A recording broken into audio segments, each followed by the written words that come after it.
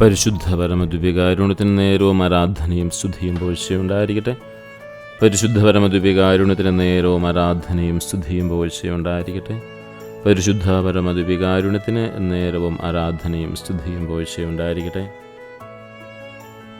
ഈ പ്രഭാതത്തിൽ നമ്മുടെ ഹൃദയങ്ങളെ സ്പർശിക്കുന്ന ഒരു സത്യത്തെക്കുറിച്ച് നമുക്ക് ധ്യാനിക്കാം. എല്ലാ മുറിവുകളും അവ എത്ര തന്നെ ആഴമേറിയതാണെങ്കിലും സൗഖ്യമാക്കാൻ കഴിയുമെന്ന പ്രത്യാശയിലേക്ക് നമ്മെ നയിക്കുന്ന ഒരു ചിന്തയാണ് ഇന്ന് നമ്മുടെ ജീവിതത്തിൽ ഈ പ്രഭാതത്തിൽ നമ്മൾ ധ്യാനിക്കുന്നത്. എത്ര ആശ്വാസകരമായ വാക്കുകളാണിവ. നമ്മുടെ എല്ലാ മുറിവുകളും എത്ര തന്നെ ആഴമേറിയതാണെങ്കിലും അവയെല്ലാം സൗഖ്യമാക്കാൻ കഴിയും. ജീവിതത്തിൽ നാം ഓരോരുത്തരും പലവിധ മുറിവുകളിലൂടെ കടന്നു പോയിട്ടുണ്ടാവാം. ശാരീരികമായ മുറിവുകൾ മാത്രമല്ല, അതിലേറെ വേദനാജനകമായ ഹൃദയത്തിലെ മുറിവുകൾ. വാക്കുകളാൽ മുറിവേറ്റവരുണ്ട്, പ്രിയപ്പെട്ടവരെ നഷ്ടപ്പെട്ടവരുടെ വേദനകളുണ്ട്, വഞ്ചിക്കപ്പെട്ടതിൻ്റെ മുറിവുകൾ, സ്വപ്നങ്ങൾ തകർന്നവരുടെ മുറിവുകൾ. ഇങ്ങനെ എത്രയെത്ര ആഴമേറിയ മുറിവുകളാണ് നമ്മുടെയൊക്കെ ജീവിതത്തിലുള്ളത്. ചിലപ്പോൾ പൂർണ്ണമായ പരിഹാരം അസാധ്യമാണെന്ന് നമുക്ക് തോന്നിയേക്കാം. നഷ്ടപ്പെട്ട വസ്തുക്കളോ, നമ്മൾ അഗാധമായി സ്നേഹിച്ചവരോ പൂർണ്ണമായും നമുക്കവരെ തിരിച്ചു ലഭിച്ചെന്നിരിക്കാം. ചില സാഹചര്യങ്ങൾ പരിഹരിക്കാനാവാത്തതാണെന്ന് നമുക്ക് തോന്നാം. എന്നാൽ ഇവിടെയാണ് പ്രത്യാശയുടെ കിരണങ്ങൾ തെളിയുന്നത്.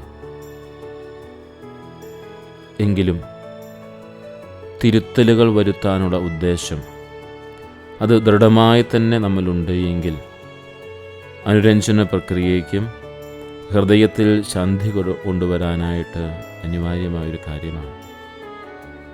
പൂർണ്ണമായ പരിഹാരം സാധ്യമല്ലെങ്കിൽ പോലും തെറ്റുകൾ തിരുത്താനും പൊറുക്കാനും മുന്നോട്ട് പോകുവാനുമുള്ള നമ്മുടെ ദൃഢമായ ഉദ്ദേശം അതീവ നിർണായകമാണ്. ഒരുപക്ഷേ മരണം മൂലം വേർപെട്ടു പോയ നമുക്കുണ്ടെങ്കിൽ ആ മുറിവുകൾ നമുക്ക് എത്രമാത്രം വേദനകളാണ് ലഭിച്ചിരിക്കുക. അവിടെ ഒരു പരിഹാരമെന്ന് പറയുന്നത് സമാശ്വാസത്തിൻ്റെ സാധ്യതകളാണ്, പ്രത്യാശ മാത്രമാണുള്ളത്. അവരെ നമുക്ക് പൂർണ്ണമായും തിരികെ കൊണ്ടുവരിക സാധ്യമല്ല. എന്നാൽ നാം ആയിരിക്കുന്ന സാഹചര്യത്തിൽ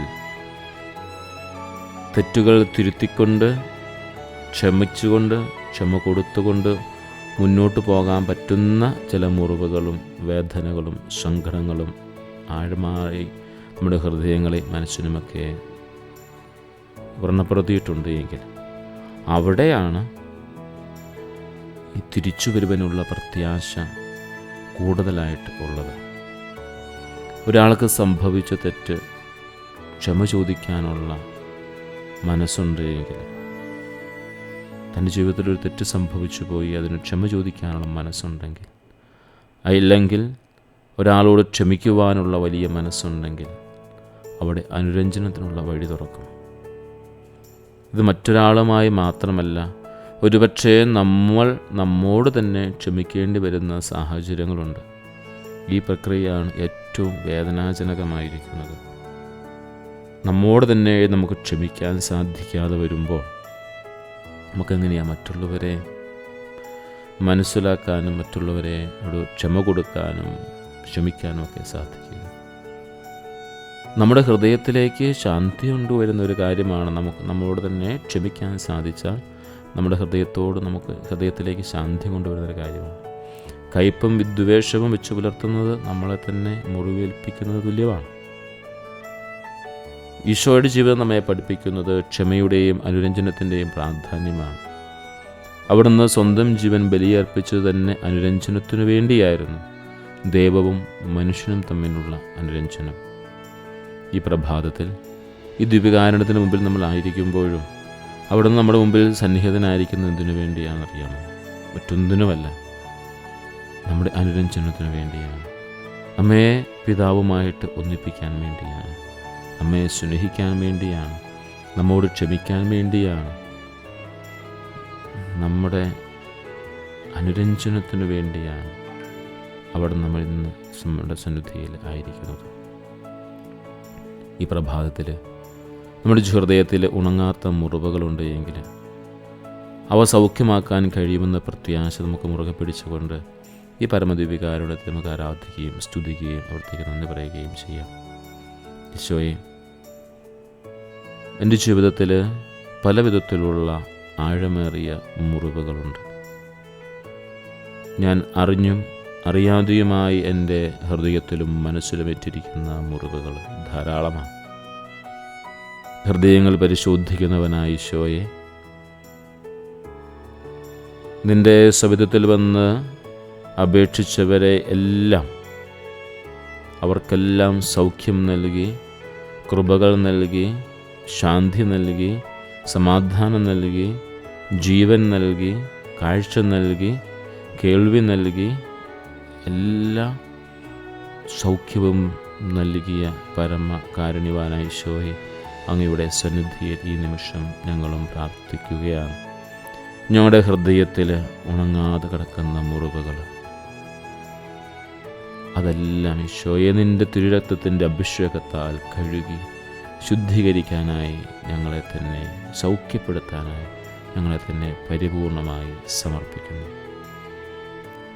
ഞങ്ങളുടെ വ്യക്തിജീവിതത്തിൽ തിരുത്തലുകൾ വരുത്താനുള്ള ഭാഗങ്ങളുണ്ട് എങ്കിൽ അവ ഞങ്ങളെ ബോധ്യപ്പെടുത്തി തന്നുകൊണ്ട് അത് തിരുത്തുവാനായിട്ട് ഞങ്ങൾ ആഗ്രഹിക്കുന്നു.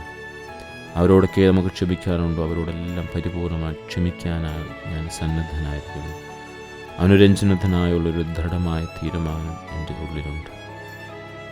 ഇവ നമ്മുടെ ഹൃദയങ്ങളിലേക്ക് ശാന്തിയും സമാധാനം കൊണ്ടുവരുമെന്ന് എനിക്ക് ഉറപ്പുണ്ട്.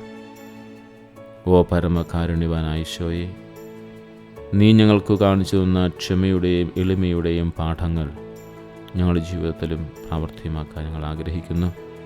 ഞങ്ങളുടെ സ്നേഹവാനായ ദൈവമേ, ഈ പ്രഭാതത്തിൽ അങ്ങയുടെ സന്നിധിയിൽ ഞങ്ങൾ അണയുന്നതിനും ഞങ്ങളുടെ ജീവിതത്തിൽ സംഭവിച്ചതും ഞങ്ങളാൽ സംഭവിച്ചതുമായ എല്ലാ മുറിവുകളെയും അങ്ങയുടെ സൗഖ്യമാക്കുന്ന കരങ്ങളിൽ ഞങ്ങൾ ഏൽപ്പിക്കുന്നു.